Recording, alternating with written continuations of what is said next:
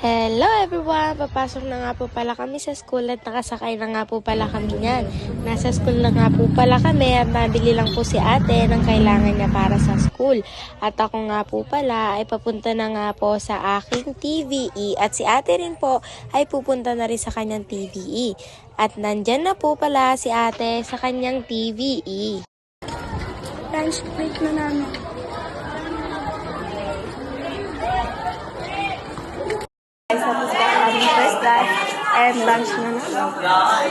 Pabalik na nga po pala niyan si ate sa kanyang room dahil tapos na nga po pala ang kanyang first class.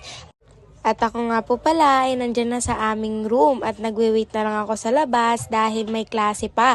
At ayan, nakapasok na nga po pala kami sa room at bibili naman po ako ng pagkain ko dahil lunch na nga po pala namin yan.